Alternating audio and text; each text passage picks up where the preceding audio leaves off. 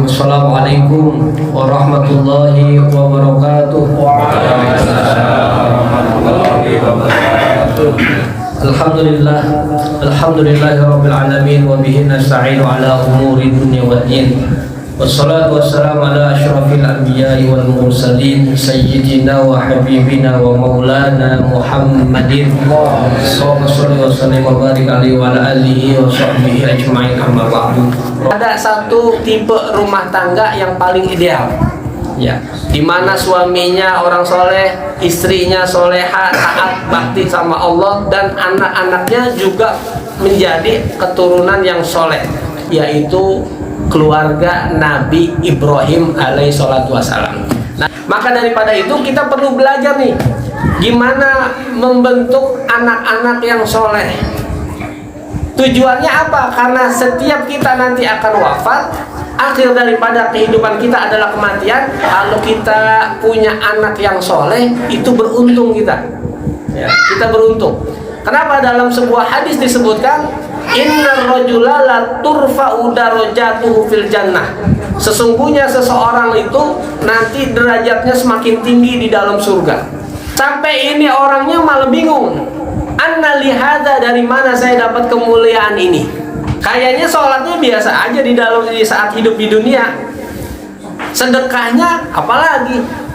Coba dah jujur, kita kalau buka dompet, ya pengen sedekah gitu, itu berbagai macam warna ada tuh di dalam dompet kita. Ada yang merah, ada yang biru, ada yang hijau, ada yang agak-agak ungu gitu kan, ada yang coklat, ada yang abu-abu. Jujur ya, jujur. Kira-kira yang kita cabut yang mana, Pak? Abu-abu, lu pada kompak jawab abu-abu. Dan seandainya abu-abunya tuh ada dua, yang satu licin, yang satu lecek. Kita cabut yang mana kira-kira? Yang lecek. Jadi sedekahnya biasa aja saat hidup di dunia, tapi kenapa kedudukannya, makomnya di surga itu semakin tinggi, semakin istimewa. Puasanya juga nggak banyak-banyak amat, zikirnya juga biasa aja, baca Qurannya biasa aja. Dia nanya kepada Allah, anna lihada, dari mana saya dapat kemuliaan ini? Akhirnya dijawab apa? Bi istighfari waladika laka. Ini semua kau dapat, keistimewaan ini, kemuliaan ini engkau dapat karena istighfar anakmu yang masih hidup di dunia. Pentingnya punya anak yang soleh, pentingnya punya anak-anak yang soleha, itu anak senantiasa ingat sama kita. Orang bahkan sampai orang tuanya udah meninggal dunia, anaknya nggak lupa tuh, tetap ngirimin Fatihah seusai sholatnya, tetap ngirimin doa-doa terbaiknya. Kalau sedekah diniatin pahala sedekahnya buat orang tuanya. Jadi untungnya kita punya anak soleh, bukan hanya saja saat di dunia, tapi sampai ketika kita udah wafat. Makanya belajar daripada keluarga Nabi Ibrahim alaihissalam, bagaimana cara membentuk anak-anak yang soleh. Yang pertama, jangan salah memilih pasangan hidup. Jangan salah milih istri. Makanya Rasulullah mengingatkan betul-betul tuh kepada kita, tunkahul mar'atu li arba. Wanita itu dinikahi karena 4. 5 liha karena hartanya, ya. Yang kedua li jamaliha karena cantiknya. Yang ketiga wali nasabiha karena keturunannya. Nah, ini kalau di saudara-saudara kita yang Jawa barangkali yang populer tuh ada istilah bibit, bobot, bebet gitu ya. Nah, itu populer tuh, ya kan? Kan kita gitu. Nah, kalau milih pasangan karena cantiknya, biar kita nggak malu kalau diajak kondangan, betul. Kalau misalnya kita milih pasangan hidup karena hartanya, biar nggak susah. Ya, kalau kita milih pasangan hidup karena keturunannya, biasa kan kita gitu, anak-anak kita jalan nama siapa, anak siapa, keturunan siapa, kan gitu. Nah, kenapa? Karena ada istilah buah jatuh nggak jauh dari pohonnya. Jadi kalau misalnya ada orang memilih pasangan hidup karena cantiknya, hartanya, keturunannya, apa kata Rasulullah? Fazfar bizatidin, maka pilihlah pasangan hidupmu karena agamamu. taribat yadaka. Maka beruntunglah orang yang memilih pasangan hidup karena agamanya, taribat yadak, maka engkau akan beruntung. Ya. Orang kalau misalnya punya pasangan yang baik agamanya, taat kepada Allah dan Rasulnya, maka insya Allah setiap permasalahan di rumah tangganya itu insya Allah akan adem ayem. Kalau orang takut sama Allah, nggak mungkin dia berani ninggalin sholat. Nah, ini saya lihat di sini kan banyak yang punya anak-anak perawan ya, banyak juga yang punya anak-anak bujang. Ini kalau anak-anak perawannya ya, diapelin, didatengin sama laki-laki, cara ngujinya gampang Pak, lihat sholatnya. Lihat apanya? Sholatnya. Jangan melihat bawa tentengan apaan, bawa martabak kagak nih, jangan. Tapi yang kita lihat adalah sholatnya, terutama sholat subuhnya. Orang yang bisa sholat subuh berjamaah ya, itu orang-orang pilihan ya, orang-orang yang dipilih oleh Allah Subhanahu wa Ta'ala. Karena apa? Berat. Sholat paling berat itu dalam yang 5 waktu subuh ya. Makanya ciri orang munafik itu dikatakan oleh Rasulullah, sesungguhnya sholat yang paling berat yang dikerjakan oleh orang munafik itu subuh sama isya. Jadi barometernya gampang. Kalau pengen nyari pendamping buat anaknya, pengen milih calon mantu, gampang lihat sholatnya. Kenapa Pak Ustadz, ada apa dengan sholat? Kalau sholat kan kita saat kita bermunajat bertemu dengan Allah. Kalau sholat aja udah ditinggalin, Allah aja berani ditinggalin, apalagi anak kita Pak. Oh, Allah aja dilupain, disepelein, apalagi anak kita. Makanya pengen punya keturunan soleh, jangan salah memilih pasangan hidup. Yang kedua, kita menjadi contoh yang baik buat anak kita. Makanya firman Allah Subhanahu wa Ta'ala, ya ayyuhalladzina amanu qu anfusakum wa ahlikum naro. Wahai orang-orang yang beriman, jagalah dirimu, jagalah keluargamu dari api neraka.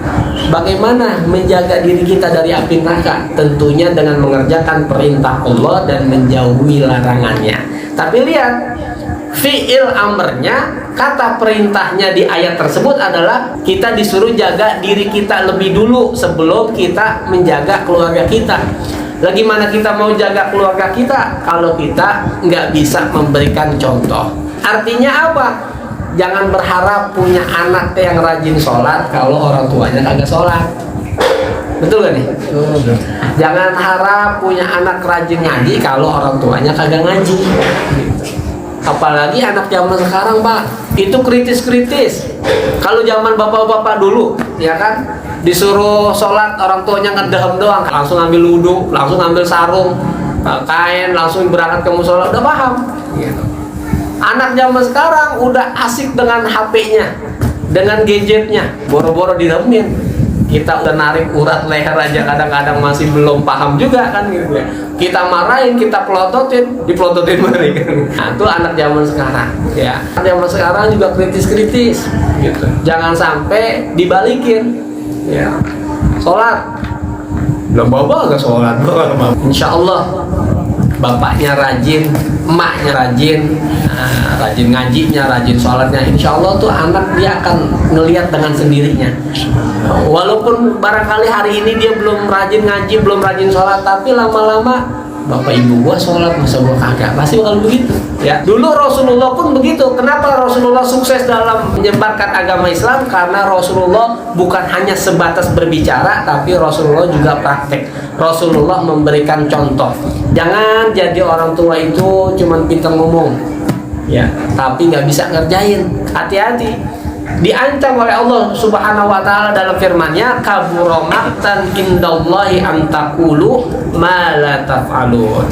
Kecelakaan yang besar, an taqulu ma la taf'alun, sesuatu yang kau katakan tapi engkau nggak ngerjain. Ini paling sering terjadi di rumah tangga, di mana orang tua cuman pandai bertutur kata tapi nggak bisa ngerjain. Nah, itu hati-hati tuh ya. Makanya kalau pengen punya anak yang soleh, yang tangguh, orang tuanya harus tangguh dulu, orang tuanya harus soleh dulu. Yang terakhir, orang tua harus banyak-banyak berdoa. Nabi Ibrahim saja yang sosok seorang nabi, istrinya adalah istri yang soleha, itu nggak putus-putus ngedoain biar punya anak yang soleh. Apa doanya Nabi Ibrahim? Sama-sama ya Pak? Pak, sama-sama nih. Semoga ini kita bisa bisa langsung kita amalin. Seusai kita habis sholat, kita baca buat anak kita. Ya, Bismillahirrahmanirrahim. Bismillahirrahmanirrahim. Rabbi habli minas solihin. Rabbi habli minas solihin. Pendek kan tuh Pak? Apa? Wallahu a'lam. Lupa saya Pak Ustaz ya, faktor U. Rabbi, wahai Tuhanku, habli, anugerahkan aku minas solihin, keturunan yang soleh. Itu Nabi itu sekaliber Nabi Ibrahim masih meminta kepada Allah agar diberikan anak-anak yang soleh. Itu penting tuh. Maka kalau kita berbicara tentang kematian, rasanya nggak lepas daripada bagaimana kita agar memiliki keturunan-keturunan yang soleh. Ya. Sebagai contoh, sebagaimana yang disabdakan oleh Rasulullah, dakwatul walid liwaladihi kadakwatil anbiya li ummatihi, kama qala Rasulullah. Yang artinya adalah doanya orang tua untuk anaknya itu seperti doanya Nabi kepada umatnya. Saya tanya, doa Nabi buat umatnya dikabul nggak? Doa Nabi mustajab nggak? Mustajab. Makanya karena orang tua punya doa yang mustajab buat anaknya, jangan disia-siain. Ada orang nanya, Pak Ustadz, saya udah doain anak saya biar rajin sholat, tapi anak saya kagak sholat. Saya doain anak saya biar jadi anak yang taat sama orang tua. Yang ada diperintah ngebangkang mulu. Ya. Karena saya balikin, doanya udah berapa lama gitu. Jadi jamaah sekalian, doa juga begitu. Barangkali kita perlu sebulan berdoa baru Allah kabul. Barangkali kita cuma butuh seminggu berdoa. Cuman kadang-kadang karena kita hawa nafsu kita, karena kita kagak sabaran, belum dikabul, kita berhenti berdoa. Jadi yang dituntut adalah kalau Allah pengen kabulkan doa-doa kita, yang dituntut adalah kesabaran kita, ketabahan kita, keistiqomahan kita dalam berdoa. Jadi jangan berhenti-berhenti tuh doain anak. Doain anak itu yang baik dalam urusan agama. Doain anak kita itu yang baik untuk akhiratnya. Jangan doain anak minta dunia mulu. Ya Allah, semoga anak saya cepat lulus. Dunia tuh. Ya Allah, semoga anak dapat kerjaan. Dunia, mohon maaf kalau kita nggak minta anak kita baik dalam urusan agamanya, entar anak kita dapat kerjaan, dia punya gaji, orang tuanya dilupain. Ada yang begitu. Makanya minta yang baik dalam urusan agama, minta hidayah, minta lindungan Allah, minta bimbingannya Allah, tuh begitu. Insya Allah kalau kita minta kebaikan akhirat, itu dunia akan ngikut.